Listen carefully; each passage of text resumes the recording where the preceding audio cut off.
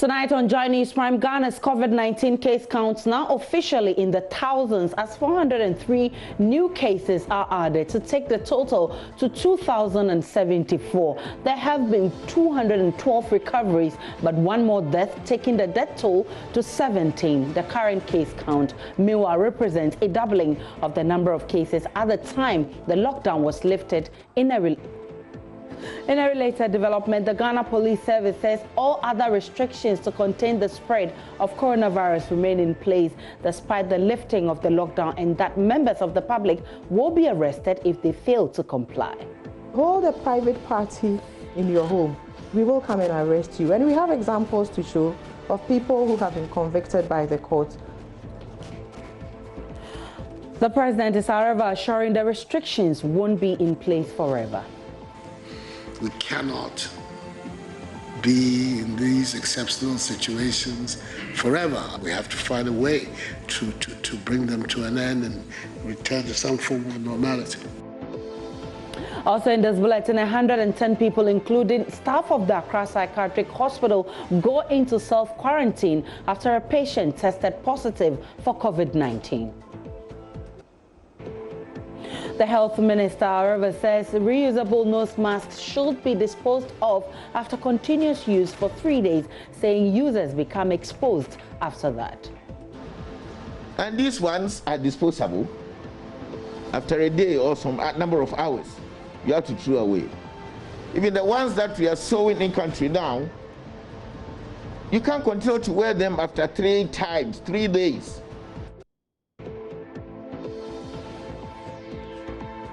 And in business, GCNet resumes operations after 3 days of disruptions at the Tema Port. Details of how proceedings went today in business. But then the officer was not able to access the system, to access the GCNet platform, and then the Unipass platform too was non-functional. Ghana conducts autopsies on 2 COVID-19 bodies. Officials say the procedure will help experts to better understand the effect of the virus on people and recommend the right treatment. We've been talking about comorbidities, and we don't know whether it is the comorbidity that killed the patient or is the COVID or both. We will need to understand. So, and we also need to understand, is it from the lungs, from the heart, or from where?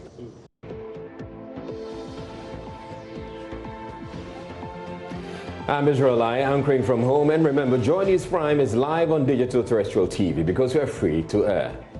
And my name is Aisha Ibrahim, coming to you live in our studios in Kokomlimle on digital address GA0992539. The bulletin is also live on DSTV channel 421 and GoTV channel 144.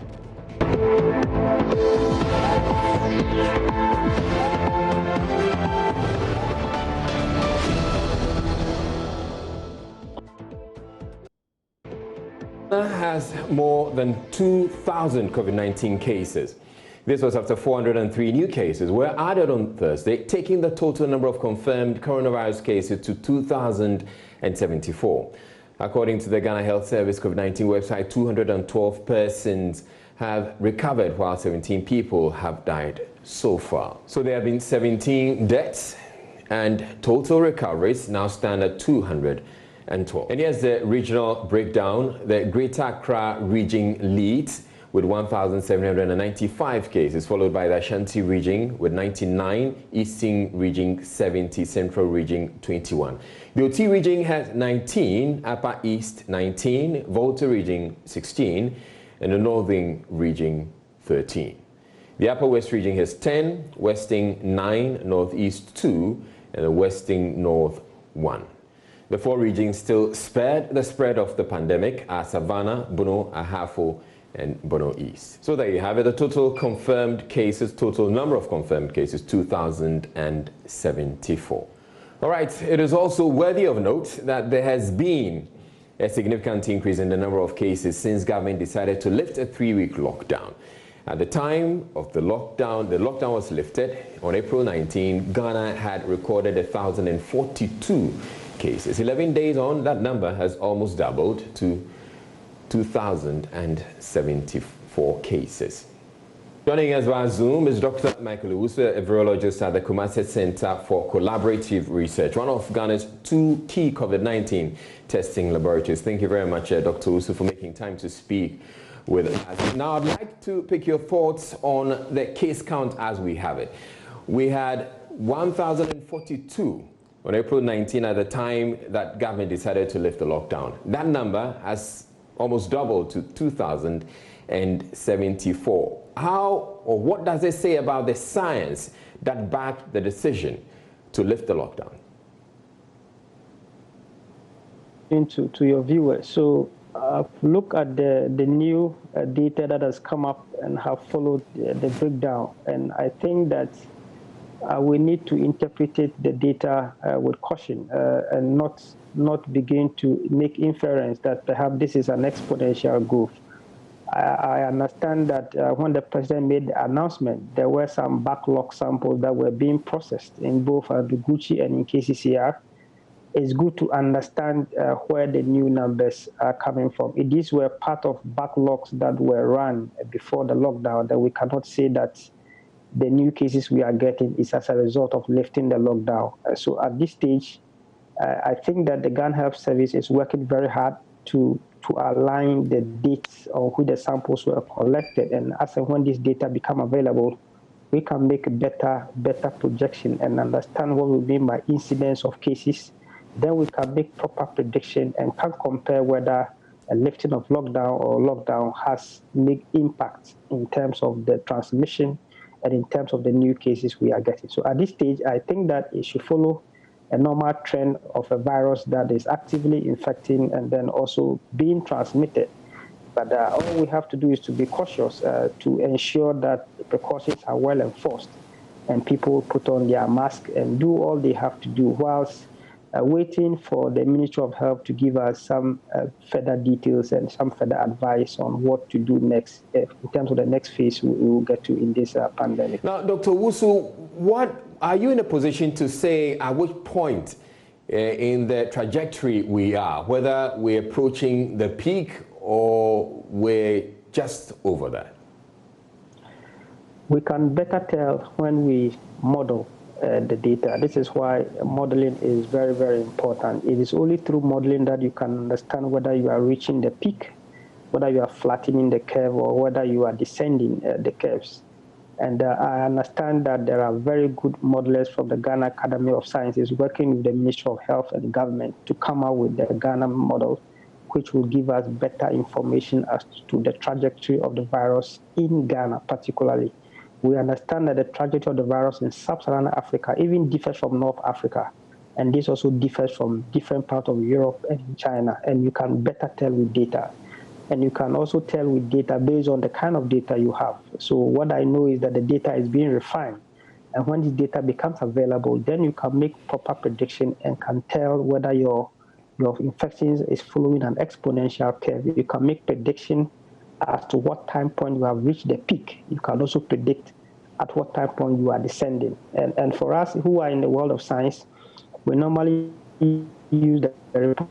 Now, does this call for a change in strategy, would you say? That your interventions are working well. If it's above 1, it tells you that things are not well. So you have to put in some better actions to be able to ensure that your measures are adhered to. What other actions would you suggest? Well, like we always say, precautionary measures, including wearing of masks, social distancing, washing of hands, can cut down the viral growth by 50%. And this is based on the assumption that everyone will adhere to this. If everybody adheres to this, you can cut down the transmissibility of the virus by as much as 50%. But if people don't adhere to it, then the 50%, which is an assumption, will fall below that. And once you fall below that, you risk having quick transmission of the virus that will eventually lead you to a place you don't want to. So I think that so far we have done very well with the contact tracing. Because of the active contact tracing and then quarantine and isolation of cases, we don't seem to be recording an equally increasing hospitalization of cases, and the deaths is not following an equal exponential order or increase in numbers like we are recording, which means that once we detect, we isolate. Therefore, we are trying to break the circular transmission of the virus at every point and at every hotspot. So If we are still isolating, it means when people get you, bring it, you isolate them, and you reduce infection as you move on. But if we stop and people don't help us to take the precautions, and this is not further enhanced, then you may get to a point where it will be difficult for you to control. I think with time, we will know how the trend exactly looks when the data is modeled, and we can better be in a position to advise how best we should go. All right. Thank you very much, Dr. Michael Owusu, but we're not letting you go yet. There's one other issue we'd like to speak with you, which has to do with nose mask and how often we're supposed to dispose them of, the reusable ones. So do stay tuned in for us. But right now, the lockdown of Greater Accra and Greater Kumasi was one key measure introduced by government to curb the spread of coronavirus. As I indicated earlier, the number of COVID-19 cases has almost doubled from 1,042 to 2,074, 11 days after the lockdown was lifted. The Ghana Police Service says the lifting of the 3-week lockdown by President Akufo-Addo should not be misconstrued as a return to normalcy, insisting all other restrictions are still in place. Director of Public Affairs Sheila Beye-Bachman says all public gatherings, meetings, social events are still not allowed, and the Executive Instrument 64, which was extended by Executive Instrument 67. She told Ghana Police what the police will arrest all persons who fail to comply, adding that only private burials are permitted for now. Even that, she says, there must not be more than 25 people in attendance. Only exemption under the law is for private burials, in which case the number should not exceed 25. But it is in our own interest to not want to meet in any way. So if you hold a private party in your home, we will come and arrest you. And we have examples to show of people who have been convicted by the courts for holding private parties. I thought that was during the lockdown. If you look at the list of items under the ban on public gatherings, private parties is one of them, the things you cannot do. So it is basically on assembling or meeting for any other purpose other than holding a private burial, in which case you cannot even exceed 25. Superintendent Beye-Bachman says the police also expects the public to observe social distancing. Another offense, she says, will be enforced and for which offenders could be arrested. The 3-week lockdown, according to her, saw a significant reduction in crime, suggesting that persons who would have otherwise engaged in criminal activities stayed home. Our statistics compared to last year, the same time, and 2018, the same time, show that they did indeed stay home. You know, it has a correlation with visibility of uniformed personnel. Indeed. And so even now that we have pulled out of the streets, the national security architecture has strategized such that they cannot have a field day. So perhaps this is a good time to warn all those who intend to get onto the street and commit crime that we have strategized for you and you shall be arrested. So the statistics are there to show not only for crimes, but also for accident statistics across the country. It's not every place that was locked down, but we still had the numbers low. Yeah. And we're hoping that it will continue. In this bulletin, President Akufo-Addo says government is developing an exit strategy to return life to normalcy. At a meeting with leadership of the University Teachers Association of Ghana, the president was emphatic the ban on social gatherings and closure of borders cannot continue forever. According to him, government is looking at improving existing measures to contain further spread of the virus whilst implementing a permanent solution to save the lives of Ghanaians. I'm encouraged about the way in which Ghanaians are responding to this crisis. It's not going to be easy for us to find this our way out, but we have to. We cannot be in these exceptional situations forever. Our borders closed, public gatherings banned, schools closed down, universities closed down. These are not events and phenomena that can be allowed to stay for a very long time. We have to find a way to bring them to an end and return to some form of normality. Obviously, those are an important precondition for that is that we have been able to deal with the health threat, because the saving of lives is the key. That has to take precedence over everything. So the programs that we're now working on to see how we can put together an exit strategy for us is very highly conditional on the progress of the fight against the pandemic. President Akufo-Addo also commended the University of Ghana for leading the research into finding a cure for the virus, and also the KNUST for developing a COVID-19 test kit capable of revealing sample results in minutes. President of UTAG, Dr. Charles Mafo, pledged the support of the universities to government's initiatives.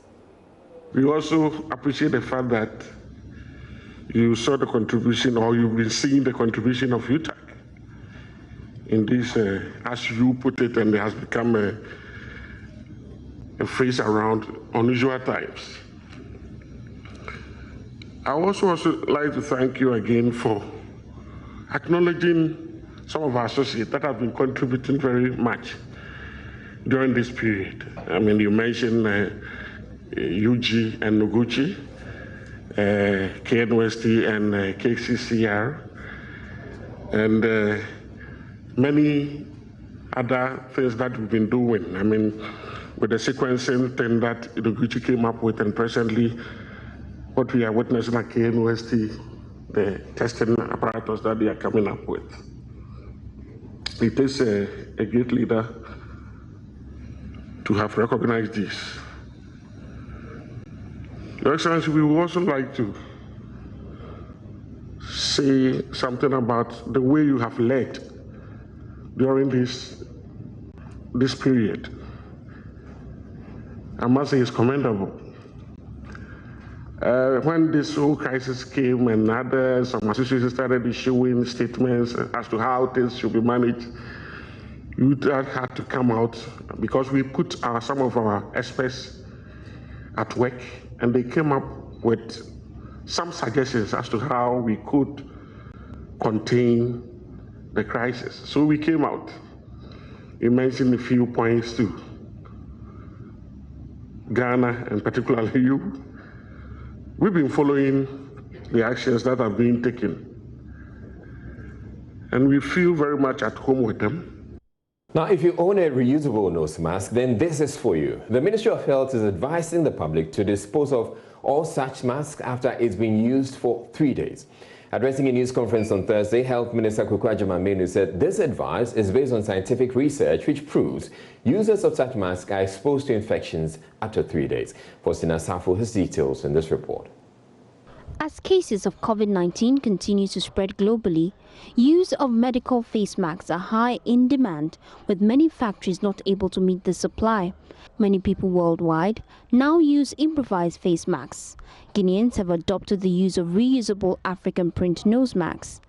Many also choose these reusable masks to make a fashion statement. They wash, disinfect and then reuse it. But contrary to views that the nose masks could be recycled for as many times as possible, the Ministry of Health insists reusable nose masks must be disposed of after 3 days. Now that we have said that everybody should wear face masks or nose masks, whatever word you use, some of us are sitting down for government to bring everything for free. And you expect government to buy for 30 million people. And these ones are disposable. After a day or some number of hours, you have to throw away. Even the ones that we are sewing in country now, you can't continue to wear them after 3 days. You have to dispose of properly. When you wear in a day, you need to wash with disinfectants and whatever it is that you can use. Hot water, iron it, kill the virus if it is in there. You wear the second day. The third day, scientists and doctors say you shouldn't wear again, even the cloth one. So you have to replace it. The Health Minister, Kwaku Agyeman-Manu, appealed to individuals and corporate organizations to help support the ministry with PPEs and cash to complement government efforts in the fight against COVID-19. After the lockdown, we have to revise our plan to look at what else are we going to do in the face of now that we are allowing people to move up and down. The major thing that we need to do now is social communication and mobilizing community engagement, such that people will begin to stay away from places where we don't need to be. Because the disease, everybody says, The virus has no legs. It doesn't walk. We carry them, the virus, to people. So if you don't need to visit a family, don't go there. There's not a time to visit anybody. Addressing reports on frontline workers not receiving adequate PPEs, head of the Health Commodities Group for COVID-19 at the Ministry of Health, Matthew Treme, assured local production of PPEs would be increased to address the shortfalls. The situation is becoming better. We are now producing about 5 items in Ghana, and therefore we are making sure that the health professionals get what they need. But unfortunately, because we can't produce all of them, some of them need to be imported. And because we have an international scarcity of these things, we are going to have a bit of a problem. But we are making sure that the health professionals are protected. To support the fight against COVID-19, World Vision Ghana, a non-governmental organization, has presented PPEs worth over 50,000 Ghana cedis to the Ministry of Health. Board Director for World Vision Ghana, Efwa Gate, speaks for the organization. Right from the onset of this war, World Vision resolved, as always, to support the government of Ghana to fight the COVID-19 pandemic. Faustina Safo's report for Joy News. Right, still with us via Zoom is Dr. Michael Owusu, a virologist at the Kumasi Center for Collaborative Research. Thank you very much, Dr. Owusu, for staying tuned, staying with us. Now, are you aware of the scientific research that the minister was talking about in reference to nose? Yeah, so it's good to state that from the WHO documents, as is updated, they have policy guidelines on the wearing of medical masks in terms of surgical masks and the respirators, which are the N95. But the WHO, as we speak now, has not come out with a key recommendation on wearing cloth mask. So every country, based on their own scientific evidence, based on what is happening in other countries, we can borrow from what others are doing and also have something that we can work and is applicable to us. The European Center for Disease Control have recommendations on the wearing of a cloth mask, and they have this guideline. The US have it, Singapore has one, the Chinese, they also have one. So it's not out of place that the Minister of Health, by the powers conferred on him, can decide to say that if you have a cloth mask, you should wear it for a maximum of 3 days. The fact is that if you have cloth mask, and then you wait for a long time, the cloth mask can carry the virus, live viruses, for up to 7 days. And the viruses can remain at 22 to 25 degrees Celsius for up to about 5 to 7 days. So, and even if it's cold, if it's about 2 to 8 degrees, they can remain for more than 14 days. So the risk is that if you have such cloth mask and you don't disinfect or you don't wash it well, or you continuously wash it, there is a likelihood that this could trap viruses and can infect yourself, and that is the danger. Ideally, if you are well-resourced, you want to even have disposable cloth masks, but because of the economic situations, it's ideal that... Dr. Owusu, it still brings us to the same point of we having to dispose of our masks, which are really not very affordable to a lot of people after 3 days. That presents a real challenge to many. Yes, because the risk of continual use of masks to exposing people to infection is very high. This is the truth, because the cloth can trap the viruses, and if you are not careful, even at temperatures of more than 50 degrees Celsius, this virus can stay for about 10 to 15 minutes. So it is ideal. This is why, if it is better to even dispose, but because of our situations where you have to use it for 1 or 2 days or 3 days, I think it makes very a sense that after 3 days you can dispose this off and get a new one, so that if there is possibility of this having trapped viruses, you get rid of it, get new ones, and use. It's for our own good and for our own safety, because of the danger of people either not washing well, not ironing well, not boiling this well. So if it has to be with them for a prolonged period, they could risk infecting themselves. And countries are at liberty to have their own home policies that will govern the use of cloth masks. WHO has not come out with a clear guideline for everybody. I think it's fine. It's going to help all of us in order not to reinfect ourselves. Thank you very much, Dr. Michael Owusu. He's a virologist at the Kumasi Center for Collaborative Research, one of Ghana's two key COVID-19 testing laboratories. In a related development, Ghana has conducted autopsies on 2 COVID-19 bodies. The Director of Institutional Care Division at the Ghana Health Service, Dr. Samuel Kaba Akoria, says the procedure will help experts to better understand the effects of the virus on people and recommend the right treatment. In the following report, my colleague Latif Idris, who was at the pathology department, reports the team of experts are confident the exercise will usher in a major breakthrough in the management of the country's COVID-19 cases. The ingenuity in the Ghanaian continue to come out strongly amidst the coronavirus pandemic. Talk about inventions in touchless hand-washing equipment and test kits recently innovated by KNUST. Today, pathologists here at the Ga East District Hospital have taken the bar a notch higher. They have, for the first time, conducted autopsies on 2 COVID-19 bodies. The breakthrough, according to Dr. Kaba, would potentially change the treatment process here in Ghana, on the African continent, and probably on the global scale. People usually say that life must be understood backwards, but lived forward. And we need to listen to the language of the deaf. And pathology is the language of the deaf, telling us exactly what happened. So one, if you come in and you do the pathology, the first thing is that it helps you to understand the cause of death. Two, we've been talking about comorbidities. And we don't know whether it is the comorbidity that killed the patient or is the COVID, or both. We will need to understand. So, and we also need to understand, is it from the lungs, from the heart, or from where?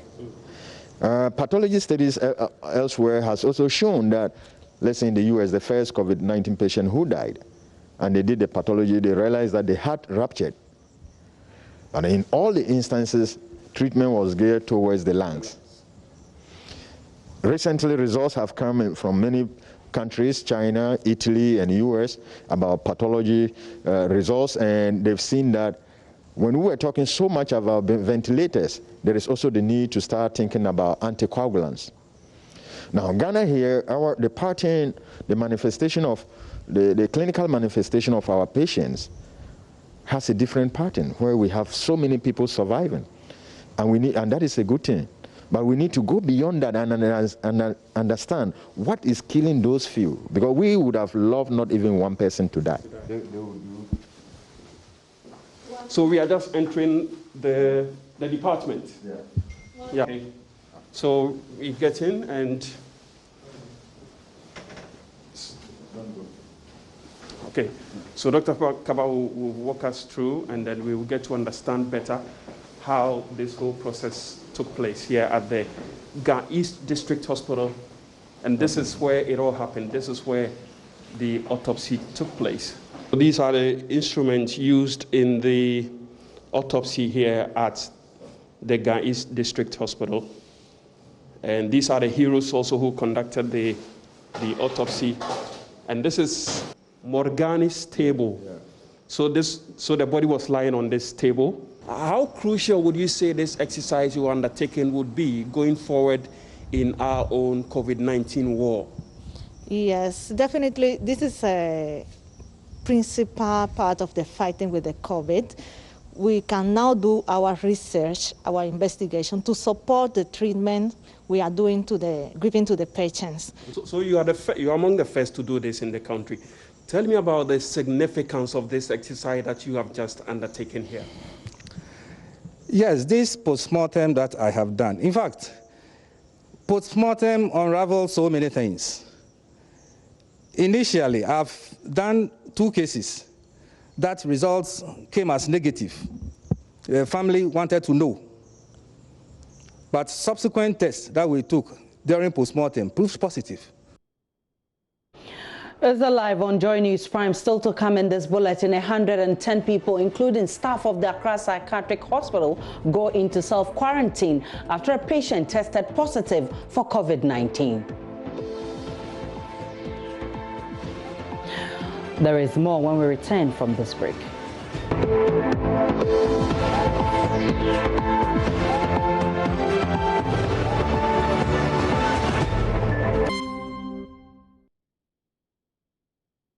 Time now for business. Sandra Apene is here with the latest. Hi, Sandra. Hi, Aisha. Life is back to normalcy at the ports, but looks like they have a lot of backlogs to clear. And tomorrow is a holiday, so how will that play out? That's what we'll be talking about in business. Take it over. All right.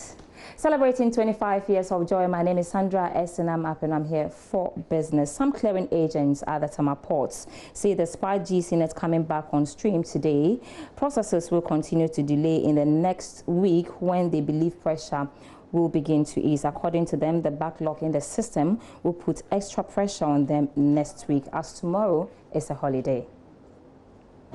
But then the officer was not able to access the system, to access the GCNet platform, and then the Unipass platform too was non-functional. So the whole of Monday, the officer was not able to work on the consignment, so the container was left there, attracting a demurrage and attracting rent, accumulated to what we had gone through during the lockdown period.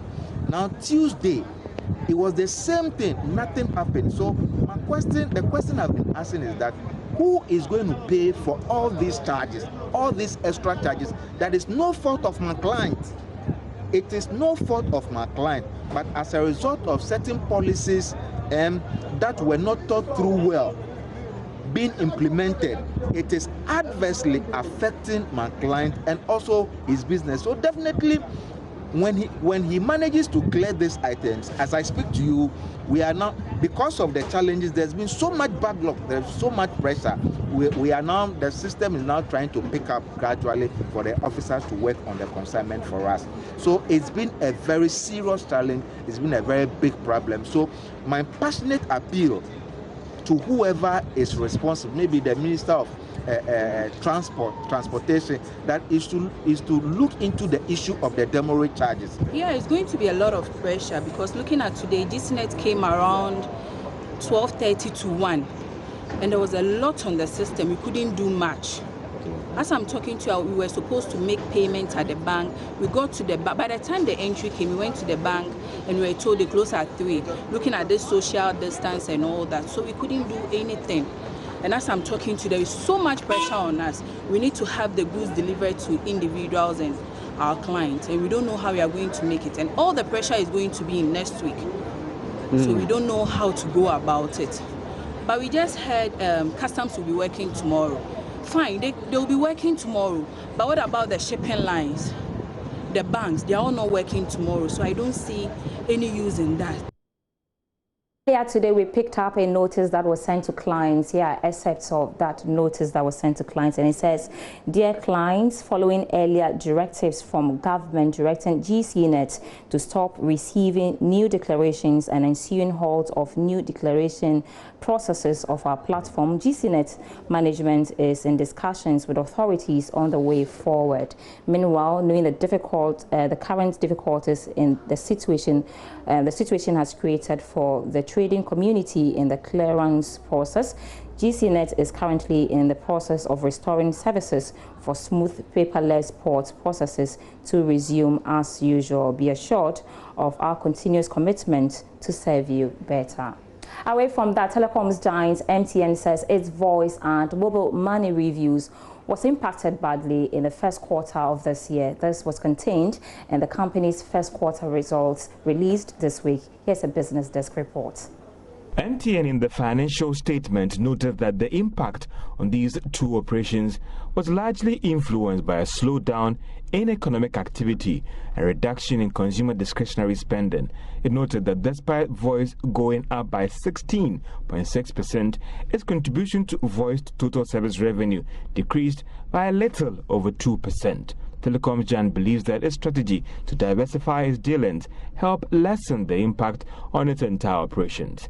MTN maintained that it expects its operations to be affected going forward, adding that this calls for a more measured outlook in the coming months. The potential areas of impact MTN believes would include employee safety, supply chain delays and availability, management of credit and liquidity, currency risk, counterparty risk, and the potential revenue impact from reduced consumer spending. Now, despite these challenges, the telecom giant saw growth in some areas. Subscriber base was up significantly to reach a little over 24 million.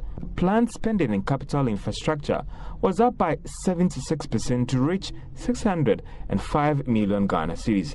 Data subscribers increased by 5.4% to reach 21.2 million. The development might be worrying because of the signal that will be sending in terms of what we should expect for the industry. This is because MTN has always been profitable, posting some strong earnings for each quarter of the year. And that ends the first part of business, but not to worry, I'm back after 8 p.m. with more business news updates. My name is Sandra Esinamapeno. Stay tuned.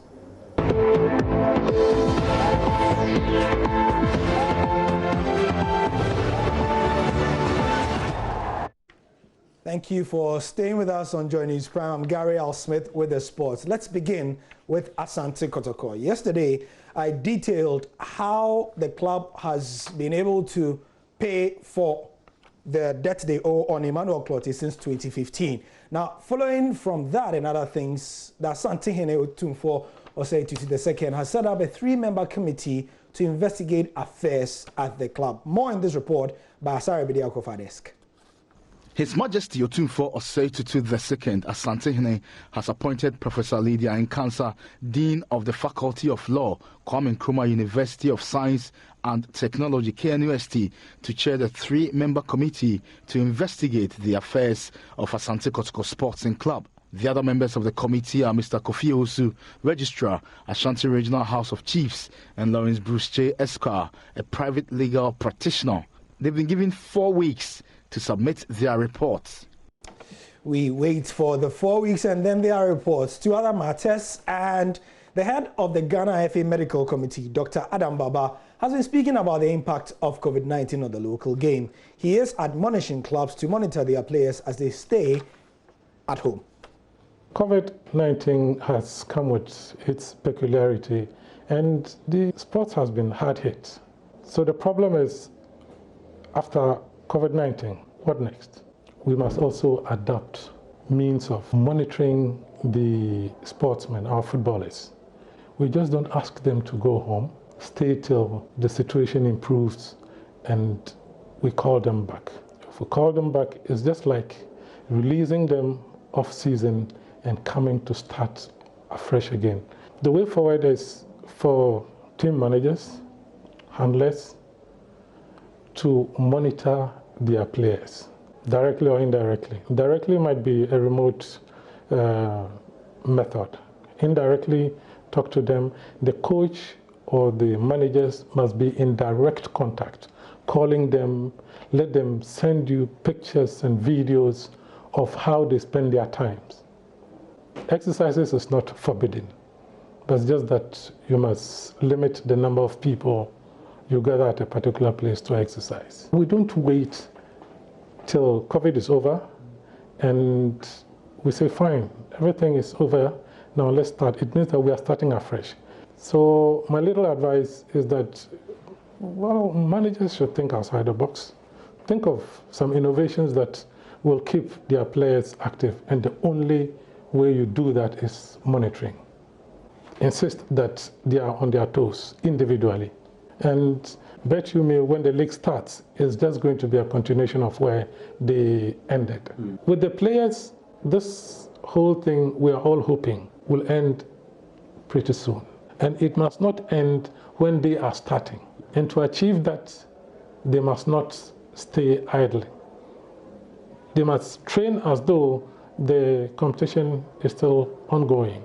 So with that, as soon as the competition starts, it's going to be a continuation, but not a beginning.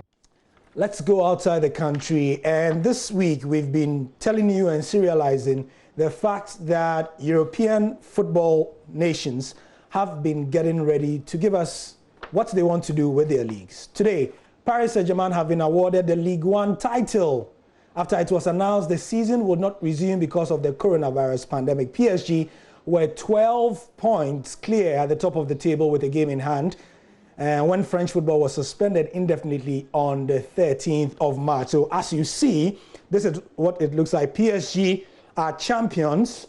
Marseille and Rennes will be playing in the Champions League. Lille and Reims will be in the qualifiers and Europa League as well, as will Nice. And then relegation are two teams, Amiens and Toulouse. Now, because they've been relegated, two teams will come from the second tier, and they are Lorient and Lens. They have been promoted to the French League One. Right, we'll show you El Hadj Diouf in the second hour of the show. For now, though, let's do some boxing. And the father of the former world champion, Isaac Dogboe, is bent on helping his son reclaim the title. Dogboe surrendered the WBO Super Bantamweight title to the Mexican boxer Emmanuel Navarrete last year. And the ambitious young boxer has already spoken of his desire to go for a third match. But Isaac made him, you know, because Navarrete, nobody wanted to fight Navarrete. But like we said to him, that when Isaac goes to his comfortable weight, then definitely a third bout will come. Remember Pacquiao and then... which will be the featherweight division, right? Yeah. Okay. Yeah. Feather or super feather. Okay. Those weights are weights that Isaac Dogboe will be very comfortable in, you know, fully hydrated. So that's why now Isaac is doing his warm-up fight in the featherweight division. We're going to see if he's comfortable in the weight or super feather. So these are the tests that we're doing now. And then the way will be, you know... So Emmanuel Navarrete, Isaac Dogboe, part 3 is still a possibility? Definitely, definitely. So let's see what happens. And for now, though, that's the end of part 1. For those of you who enjoy Prime, that's it. If you enjoy news, please join me in about an hour for another installment of this. But I'm Gary Al Smith. Thank you for your time. Time now for Showbiz. Becky is here with the very latest. Hi, Becky. Hello to you, Aisha. How you doing? I'm good. A while ago, I saw you doing some things. I don't want to share it on TV, but you were going somewhere. We hope it went well. Oh, yeah. But what's up? What's up for Showbiz? The protocol, yes. I'm also sure that a lot of people out there are not. So this is a special announcement for everybody. If you're still out there and you're not taking COVID seriously, this is for you. Hello, this is the news. If you don't want to catch coronavirus, you must sanitize your hands and keep God clean. Thank you. Thank you to Majesty. That's little Majesty Shatawale's son. But Aisha, today let's talk about Bukom Banku. Okay. You know, he has a song out that you love. The lighter? Please, can you give me a line of that lighter? Give me the lighter. So, yes, last night he was on Hit FM and he was talking about this particular song. He said that this song must win an award. He actually made this song because he wanted to win an award with this particular song. Oh, wow. Bukom Banku, everybody. Your boss is my job. You understand him? Okay. Music I do for funny. But this music I do for take award. That's for the light and the yes. First music I do for funny. Bossing is my favorite food. You know I'm a best bosser in the country. Oh, that one. Yes. I mean, African Mayweather. You like a soccer, but you can do dancehall too. Oh, I can do. And that be what you prove people wrong on this one. Stonebwoy. But you know Stonebwoy. I know Stonebwoy. The dancer man. He also like this music. No, it be real dancehall. If you watch TV3, me and Stonebwoy, he talk about this music. They give me award. If you not give me award, they make shameless to me, Banku. Go tell them. Give me the lighter. Lighter. Give me the lighter. Lighter. Pretend them people them a lighter. Lighter. Father them a lighter. Lighter. Show me the lighter. Show me the lighter. Buko, everybody. Give me the lighter. He has to win an award. Aisha, do you agree with Bukom? That's your favorite song, and that's somebody's favorite song as well. It this song, I mean, everybody has been jamming to the song. Give me the lighter. Lighter. I don't know. But are you aware that Bukom is bigger than Shatawale? I didn't say that. Okay. Bukom Banku said that. Oh, wow. Shatawale will be super. Where you all super? Master, me and Shatawale will be super in this nation. Don't see the goal, though. So you are bigger than Shatawale in Ghana? Master, 20 years popular.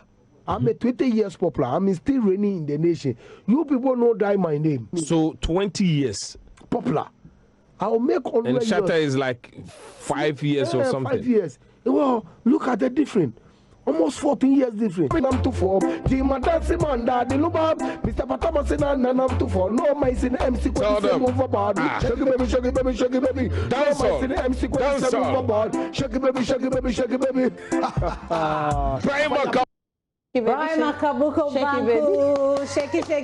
Aisha, I mean, we need to make this happen. So he's 20 years popular. Yeah, he's 20 years popular, and Shatta is 5 years. I think that Bukom Banku really deserves something for the music he's done over the years. Thank you. So I think, yeah, we should give him some award. Please, How about that? Would you organize that?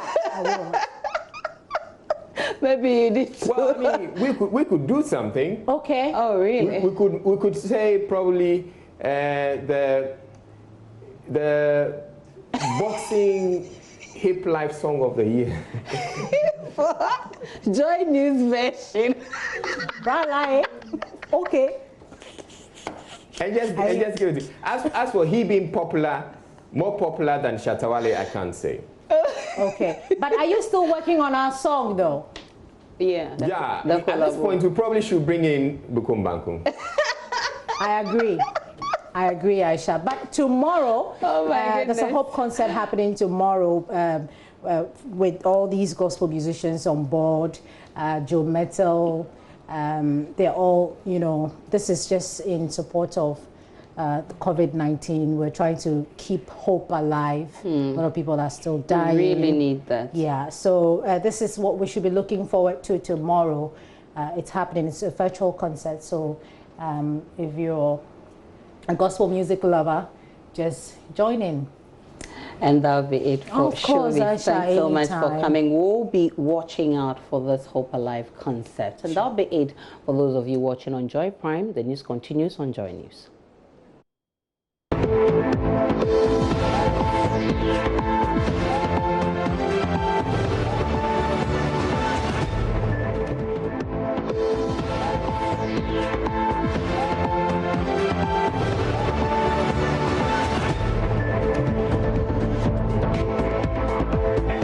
The Accra Psychiatric Hospital will have to operate without more than 50 staff for at least the next 2 weeks as they await results from COVID tests being conducted on them. It follows the confirmation of a positive case at the facility on Wednesday. The female patient who was recently admitted to one of the wards has since been transferred to an isolation and treatment center. Komladom visited the hospital and reports no mask, no entry and hygiene measures are being enforced. About 110 individuals here at the Accra Psychiatric Hospital, we are told, have been asked to quarantine after one case of COVID-19 was recorded in this facility. Now, we are told that this individual was a patient who was brought here a few days, showed symptoms and was tested positive. 11 individuals of the ward in which this particular patient was have been quarantined, while the individual in question, who is a female, we understand, has been taken to an isolation center for treatment. We understand also that a larger chunk of the 110 individuals that have been on quarantine are health workers at the Accra Psychiatric Hospital. Now, they are going to be self-isolating in some instances up until the test results from the samples that were taken from them are released. This brings to question how treatment and care will be administered in this facility, which holds dozens of individuals who are suffering some mental illness. Now, Chief Executive of the Mental Health Authority, Akwesi Osei, has been detailing to us how this particular person who tested positive for COVID was rejected from the isolation center, and it took the intervention from authorities at the health ministry to get her admitted into care. Before you transfer a patient from your facility to the treatment center, you need to go through your district or municipal directorate, health directorate. So they need to come and look at that and approve that yes, this is a patient who needs to be referred to the treatment center. So when they were invited, they came, they said no, because the patient is a psychiatric patient and they can't handle the patient there. Meanwhile, every health worker has been given at least some basic knowledge in mental health care. But this is purely out of discrimination. They didn't want to. And eventually we needed to seek the intervention of the chief director or the Minister of Health before eventually the patient was admitted to the treatment center. They've all had the patients on the ward. So now the ward itself has had to be declared as an isolation ward. You can't bring any patients there. Now, when you come here to the Accra Psychiatric Hospital today, you'll find some notices posted in front of a building. So no mask, no entry is one of the notices you find there. Also, you can see the coronavirus alerts, screening ongoing. We got in there a short time ago, and the few health officials we met there were in their masks. Their temperature guns or thermometer guns, I have to say, stationed at the entrance, you know, checking and screening for people who come in. There are also Veronica buckets, hand sanitizers, buckets, washing soap, stationed at vantage points in there for people to be able to administer personal hygiene. So that is the situation here at the Accra Psychiatric Hospital as we speak. The question many people are asking is, how will treatment be administered to the rest of the inmates here at the moment, following the confirmation of one case of COVID-19 here? Meanwhile, the director in charge of persons with disability at the Human Rights Watch has shown interest in the matter. Shantha Rao Bariga wants healthcare workers to stop discriminating when administering treatment to people who are mentally ill and infected with COVID-19. I think it's incredibly important that there be no discrimination against anyone with a mental health condition or psychosocial disability. The fact that the treatment center initially refused her is blatant discrimination, and that can no longer take place. And we hope that she and any other patients that any other patients who have COVID who come forward, who may also happen to have a psychosocial disability or a mental health condition, that they're also treated the same way anyone else is. They should be given the care and the medication and the support that they need, and that might include support related to their mental health condition, and that might relate to what they might need to address COVID. But both of those issues should be addressed without any discrimination. In another development, 3 units at the Child Health Department of the Korle Bu Teaching Hospital have been shut down after a child who was brought for treatment died of COVID-19. They are the emergency, intensive, neonatal and pediatric care units where the boy was undergoing treatment. Head of Joy News' Health Desk, Fred Smith, reports the child was taken to the hospital by his mother, exhibiting symptoms of rabies at the onset. Sources tell Joy News that while awaiting the test results, the patient was put on a ventilator but passed before his COVID-19 status was confirmed. Fred Smith joins us via Zoom with more. Hello, Fred. Now, so 3 units have been closed down. How is this affecting health delivery at Korle Bu? Well, Israel, it's not affecting healthcare delivery at that facility because, Korle Bu is such a big place.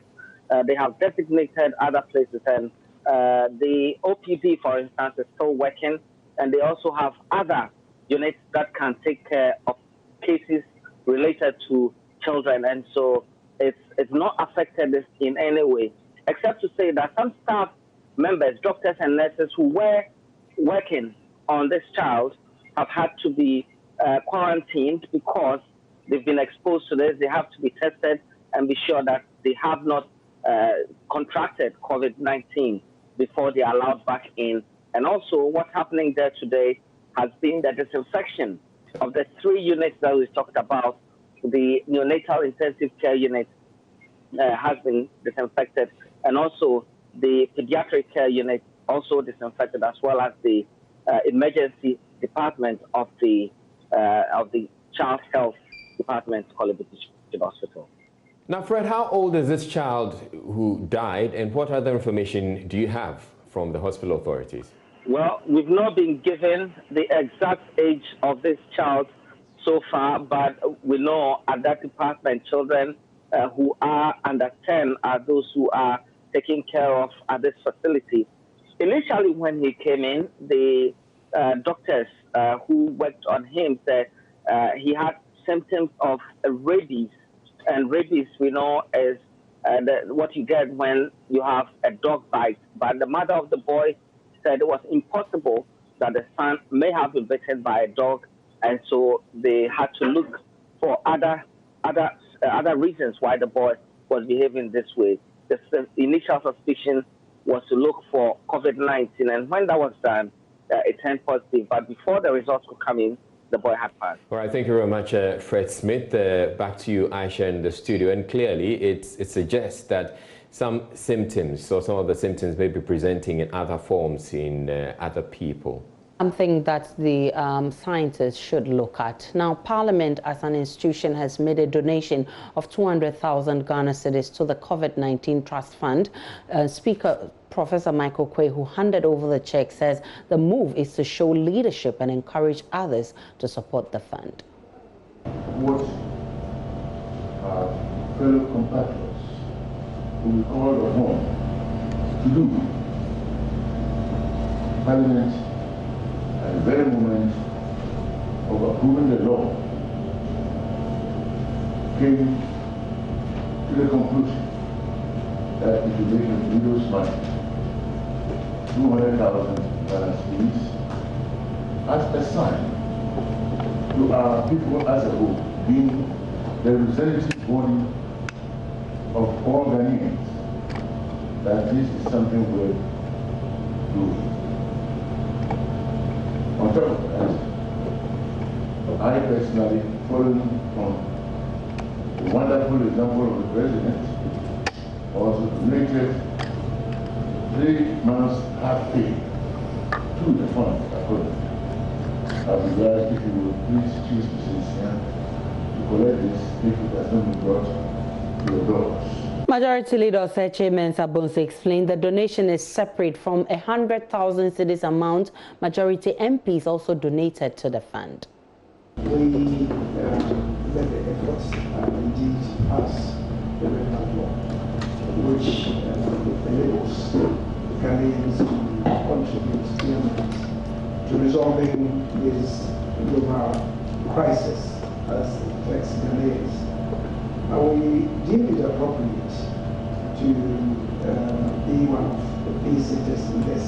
We do know that even before the bill came to the cabinet, many Ghanaians had expressed a desire to assist fellow Ghanaians in the period of months. So it came to pass that Parliament passed the legislation. And as I said, on the President's assets, it has now become law, based upon which you have been constituted to receive the monies and other resources that Ghanaians will be. Conspicuously missing out the donation was the leadership of the minority. Minority MPs have insisted it is illegal for state and public institutions to donate money to the fund. They say the law setting up the fund in spelling out sources of money for its financing specifically excluded money from the public purse. NDC MP for Daboya, Mahama Shaibu, has written to the Attorney General asking her to compel state institutions that have donated monies to the fund to refund. Meanwhile, a member of the Board of Trustees of the COVID-19 National Trust Fund, Archbishop Justice Ofer, has defended the decision to accept donations from public institutions. He says if Parliament, which passed the law for its establishment as a state institution, is donating to the fund, then there is nothing wrong with it. On the demand by minority MPs for a refund of amounts, he says they are not worried and they will work with what they have. He spoke to Joy News after receiving a 200,000 cedis check from Parliament. Donation from Parliament is an encouragement to the whole nation that if the legislature which brought this fund into being has supported it, it means something worthy to be supported. And so for us, it is as if giving birth and giving something to the child born to go on with life. And what will be your message to ordinary members of the public about the need to support the initiative? Parliament gave 200. So long as they are doing the work for which the fund has been given, I don't really find it good, whether it is public or private. Elsewhere, the proximity of the Kassina-Nankana West District to Burkina Faso has made it more challenging for the district assembly there as it fights against spread of the novel coronavirus. According to the DCE Gerald Atuaje, the possibility of foreigners coming into the country through unapproved routes in the area means that security agencies and the COVID-19 task force there have to be on high alert at all times. He was speaking after receiving a donation from Ghana's ambassador to Benin, Leo Kaba, to aid the fight against the spread of COVID-19 in the district. Albert Sori. It's one of the busiest in the Upper East region due to the location of the Ghana-Burkina Faso border at the district's capital, Paga.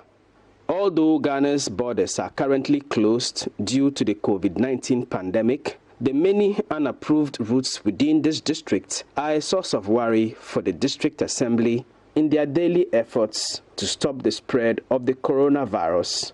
Gerald Atauji is the DCE.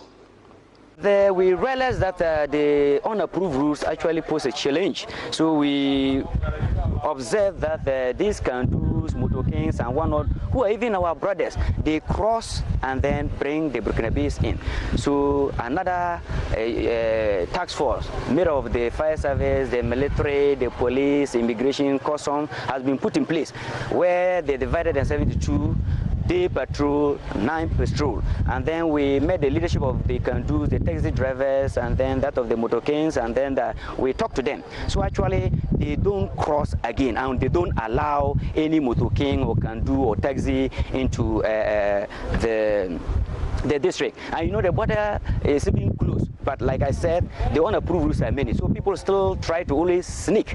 So we detect that is also a challenge. So if so, the task force or the security cannot be everywhere every time.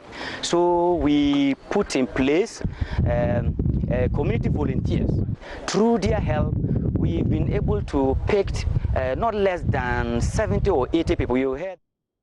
Ghana's ambassador to Benin, Leo Kaba, has made some donation to help the Kassena-Nankana West District Assembly in their fight to stop the spread of the coronavirus. Receiving the donation, the district chief executive said it would help make the work of frontline staff in the district a lot easier. The donation included 50 Veronica buckets and some boxes of liquid soap. Kassena-Nankana West District Director of Health Services, Hippolyte Yelido, said the donation from Ghana's ambassador to Benin had come at the right time. I want to commend the health staff for also doing their bit. They are doing a lot. There is no one who is leaving a stone unturned. We've taken a lot of samples based on the follow-ups that have been done by the immigration, and that has been sent to the national KCCR for the test. We have also suspected some number of cases, and so far we haven't tested anyone positive for COVID-19. So I can say in summary that everyone is doing his or her bit, and if we work together, COVID-19 may be something that we will not experience in the Kassena-Nankana West District. Reporting for Joy News, Albert Sori, Paga. Let's now go on Facebook Live because former President John Mahama is addressing people on how some of the health facilities he started have been abandoned. There were a number of these health facilities which were not completed by the time we left office and only required a little more effort to complete. The natural expectation, therefore, was that the succeeding government will swing into action and have them completed and press on to make even further investments in the sector to make the goal of health for all a reality sooner than later. It was also thought that those that had just been completed at the time will be operationalized for use by the Ghanaian public, in whose name and for whose benefit the facilities were established in the first place. Governments, citing very strange reasons, differed in the operationalization of even those hospitals that were completed. The government also failed or refused to complete several key projects that we undertook, not just in the health sector, but also in the roads and education sectors, among others. A clear case of putting politics before the people. A classic case in point is the University of Ghana Medical Center, which I had the privilege of inaugurating in December 2016, and which was ready for use at the time. After an unavoidable but protracted tussle with the University of Ghana authority over the management of the facility and misleading claims by the health minister that the facility did not have a standby power system, it had to take a one-man demonstration and the COVID-19 pandemic for only parts of the hospital to be opened to treat patients. This is a 650-bed Tier 4 hospital that can render cutting-edge services to our people. Today, that facility's ICU, intensive care unit, which was left abandoned for more than 3 years, is saving lives, serving the very purpose for which it was built. Because of the advanced nature of the equipment and facilities in the University of Ghana Medical Center, health staff were sent to Israel for specialized training to come and operate that hospital. These staff have still not been put to work and are currently dispersed all across our health system. The training they received has unfortunately been underutilized. Similar delays have been experienced with the municipal hospital at Ofankor and the Kaswa Polyclinic, both of which we constructed as part of the community development component of the Awoshi-Pokwasi Road and the Kaswa interchange projects. 2 years after they were completed, it had to take intense media and public pressure to get them opened. All this was at a time when the no-bed syndrome had resulted in a sad situation where patients in need of urgent medical attention were turned away from hospitals because of congestion, resulting sometimes in avoidable deaths. Ghanaians died when hospitals completed and ready with a combined capacity of 900 beds had been left standing idle. But for the deliberate slowdown of operationalization of the University of Ghana Medical Center and the Bank Hospital, the unacceptable no-bed syndrome would not have claimed these precious lives. Talking about the Bank Hospital, the rather curious case of that hospital and the International Maritime Hospital cannot escape attention. These are ultra-modern, world-class hospitals built with public funds and yet have either remained shut or are underutilized. Particularly worrying is the abandonment of some major health facilities that had reached an advanced stage of completion by the time we left office. I refer specifically to the NMS project, under which 7 fully equipped 120-bed district hospitals with staff accommodation commenced in 2013 at Dodowa, Kumawu, Fomena, and Abetifi. By early 2016, the Dodowa Hospital had been completed and commissioned into use, while those at Kumawu, Abetifi, and Fomena had reached various advanced stages of construction by the time I left office in January 2017. Whatever the challenges with these projects, they should not have been left abandoned and left at the mercy of invading weeds and reptiles, and in some cases, been affected by bushfires. Chiefs, queen mothers, and residents of these communities have on many occasions had to beg and appeal to government to allow the contractors to return and resume work, but all to no avail. And what has been the cause of the abandonment and stoppage of work, despite the availability of funds for the continuation and completion? Fruitless and malice-driven value for money audits that yielded virtually nothing. Another case in point is the almost 1-year delay of the Eurojet, the Invest Hospital projects. These projects involved hospitals in Tepa, Nsoko, Twifopraso, Salaga, Konongo, Kumasi Regional Hospital at Sewa, and a new military hospital at Afari in the Ashanti region. For 1 year after the new government came into office, these projects were stalled because the project managers were asked to pay duties and taxes on material and equipment at the ports, even though they had a valid exemption granted by the Parliament of Ghana. This situation robbed the people of Ghana of the timely opportunity to access quality health care, which would have been offered in the catchment areas these facilities were to cover. But for the inexplicable failure to continue these projects, we would have been in a much better position to tackle this COVID-19 pandemic across the country with a more robust health system. In addition to more health workers being employed, they would also have had a more congenial environment to offer their critical services, and our people would have had a more dignifying place to seek health care. While even more investment is required to augment the existing health infrastructure, it is important that the plan to do so is credible and clearly thought through. What we should avoid is knee-jerk promises that appear reactive rather than the product of critical thinking and a well-coordinated response to an existing or emerging problem.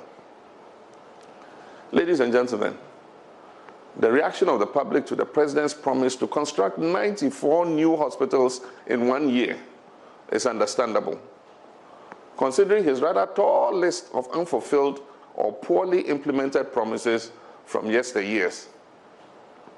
I believe in a well thought out and forward-looking agenda, which ensures further strategic investments in our health sector to meet contemporary and future challenges. This must take into consideration the grave threats posed by global pandemics like COVID-19, SARS, MERS, Ebola, amongst others.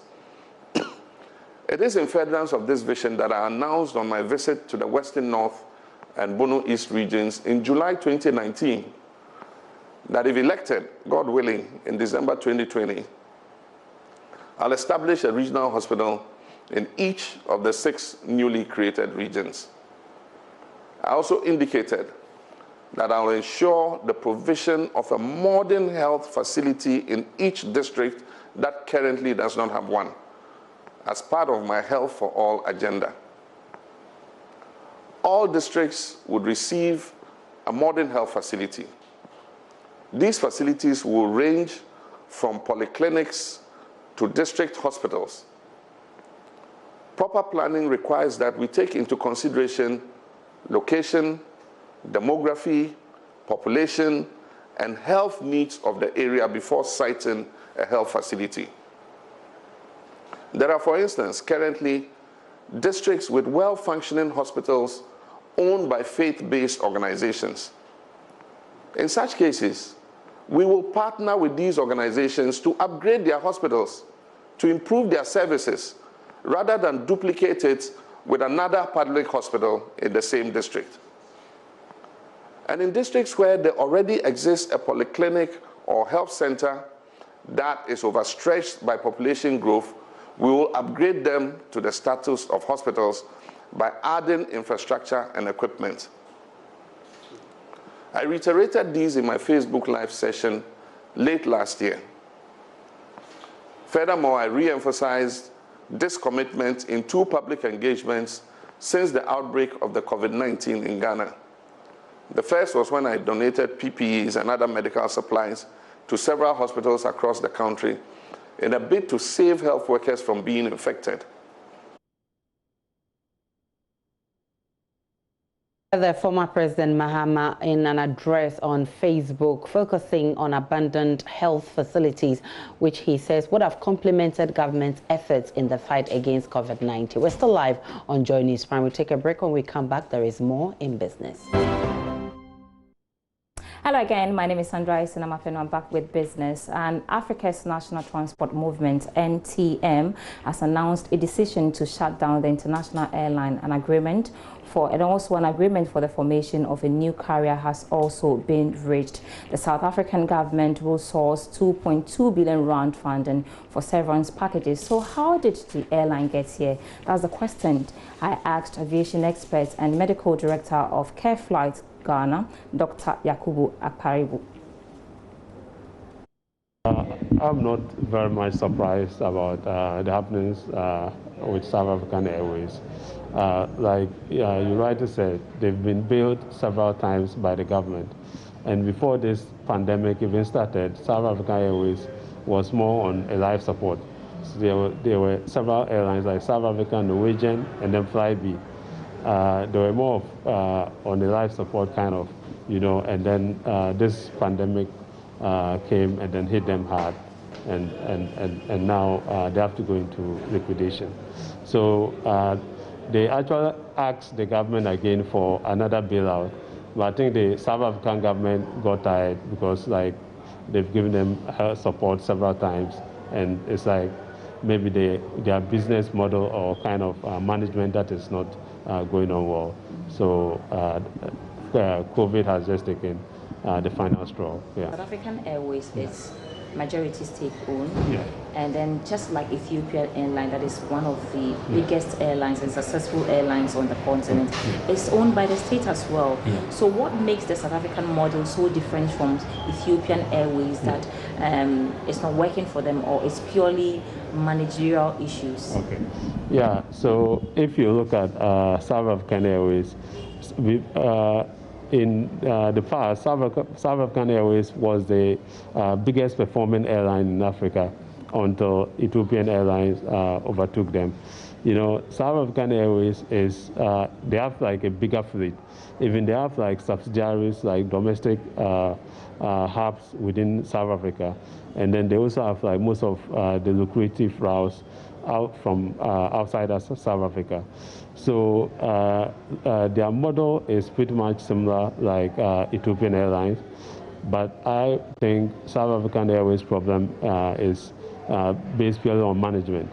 The profit margins in the aviation sector is very small, so if you don't have like good management, definitely you wouldn't be able to make it.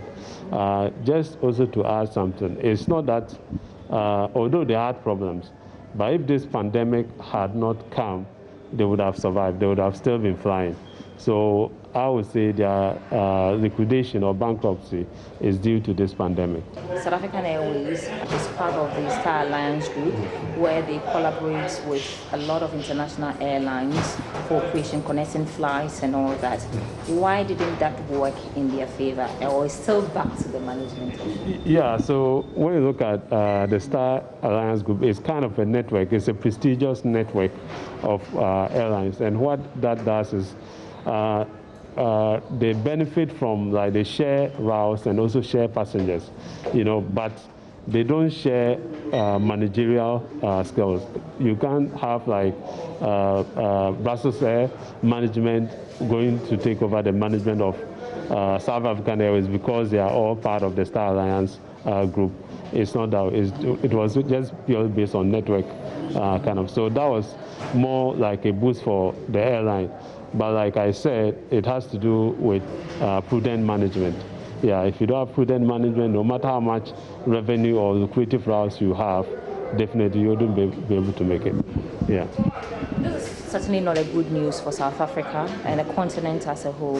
What becomes of workers? So normally the new airline or new company that is going to take over the airline would definitely employ some of the staff of South African Airways.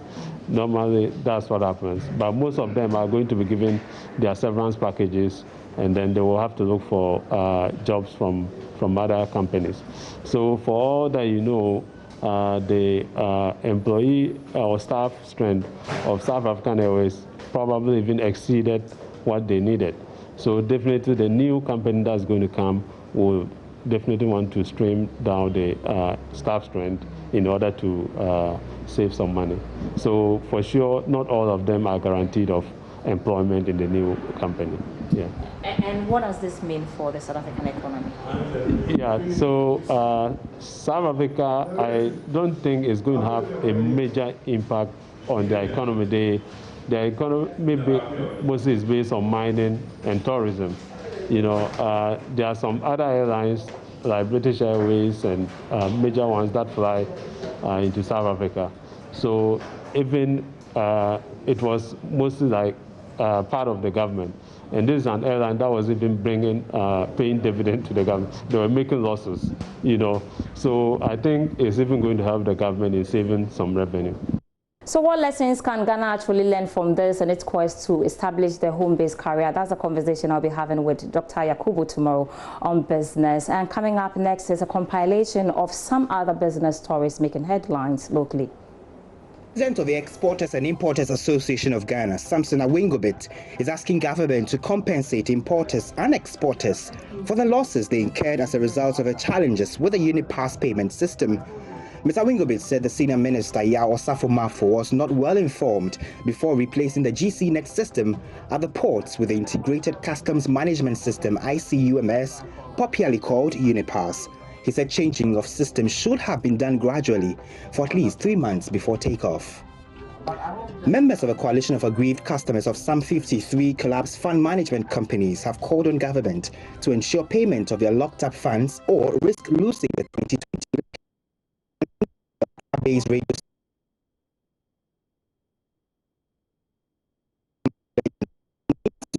disbursement of funds or risk losing elections.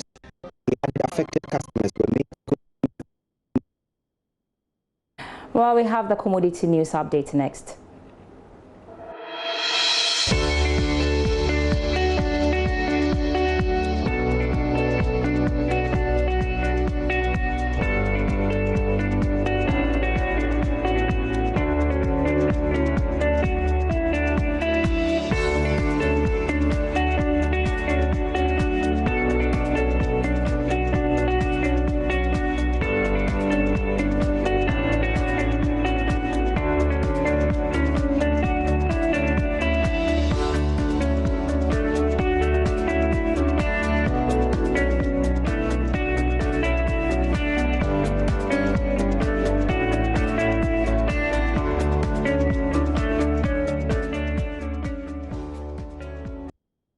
Let's do business same time tomorrow. My name is Sandra Esinam Appen. You can get more news on our website, myjoyonline.com/business. Thanks so much for watching.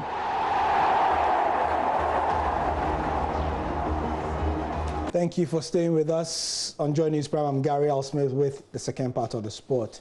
First of all, the Black Stars coach CK Akono's ambition and passion for coaching is never in doubt, and this is according to Tema Youth owner Wilfred Osekweku, aka Palmer. Now, CK has been tasked to build a good team to win the next Africa Cup of Nations in 2021. Palmer, a former chairman of the Black Stars Management Committee, thinks Akono is capable of doing the job. We know what he's done for Ghana football when he played for the Black Stars and captained the Black Stars. Although we never won any laurel with him as the captain and even as a player. I would say that as a coach, these are two issues, different issues. We know his capabilities, his anxiety and those ambition are never in doubt as to what exactly he would like to do for Ghana football. We can only wish him the best of luck. Still on the Black Stars, and Ghana striker Bernard Tekpete has admitted that he is eyeing a return to the senior national team. The 22-year-old burst onto the national team scene in 2017 when he was included in Avram Grant's squad for the AFCON. During that tournament, Tekpete made 2 substitute appearances against Egypt in the group stage and against Burkina Faso in the 3rd place playoff. Since that tournament, he's not been invited. However, the forward is aware of the stiff competition for places in the team, and he spoke to Joy Sports Oriku and Pofo Vazum. Get the new coach as well is also trying to scout players as well who are playing and who are dedicated, who are trying to play more. So I think it's a new coach, and it's a great opportunity for me as well to also try to work hard in the club side, also try to do what I do better and also best to be able to earn his call-up. So I think I have to work hard because he's a new coach and everything is open and everyone can get the chance to play as well. So I think I have to work hard to be able to showcase or to be able to improve, or for him to know that I'm a good player, so he can call me as well. So the AFCON is what we've spoken about from the Siki Akono point of view and from one player who wants to return. But the issue is, will the tournament itself happen? Samuel Eto'o, El Hadji Diouf, and Adeline Guediora have had their bid. Remember, the AFCON qualifying is supposed to be on in March 2020, that's last month. Match day 3 and 4 were postponed because of COVID-19. In June, match day 5 is set to be postponed because FIFA has asked for it to be done. Now, match day 6 is supposed to be in November this year, which is scheduled, and the AFCON tournament itself is supposed to start on the 9th of January. But would it happen, and should it happen? Well, Samuel Eto'o has a stake. But first, Algeria's Adeline Guediora says, I know the AFCON is important and it's good for countries to organize it, but this one in 2021 should be cancelled or postponed. He argues that the coronavirus is something you have to think about in terms of safety of people, and football is the very last thing that comes to mind, unfortunately. And he argues that to organize the qualifying games is going to be very difficult, as you have seen in the slides that have gone before. So that's from Algeria, and he won the AFCON last year with them in Egypt. Samuel Eto'o says the most important thing is that we come out of the COVID-19 danger, and we will always have time to organize this AFCON. Says that the AFCON is already confirmed for Cameroon to host, and after that it will just be a question of the date. Finally, we hear from El Hadji Diouf of Senegal, former captain. He says it's impossible, it seems impossible to him that we play the next AFCON. It's hard to stop for several weeks and then get back to the physical shape we had before. And he says that we have to accept it as a written off season and prepare for another tournament after a postponement.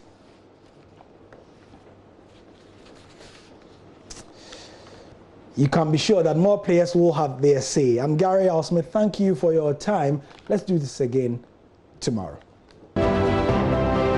And yes, tomorrow will be exactly 25 years since Joy FM, the first brand in the multimedia group, went on air, starting with a small staff size of just about a dozen. The multimedia group has grown into the leading media platform in Ghana, employing over 600 people. First host of the Super Morning Show, Tomian Forson, speaks to Kojo Yangson about the moment he was contacted by CEO Kwesi Twum to join the station in 1995. Working with GBC, you knew at the time that you had your foot on the ground. You were covered, by way of this and that and that. GBC would hardly fire anybody for the slightest mishap or whatever it is. So you were protected, kind of. But then, having gone through the thought process of, wow, private radio in Ghana, is it going to work? People were very skeptical. Is it going to work? How long is it going to be in existence? Am I going to lose my job? All these things went through my mind. But I said to myself, there are two things that I'm looking at. Either I stay in the street jacket kind of thing, or take the risk, go outside, start something. But I had the conviction that it was going to work because this was the first private, commercial radio station. So obviously, the support base was going to be huge. I took the risk, and voila. I can't fathom the fact that 25 years already. Wow, great.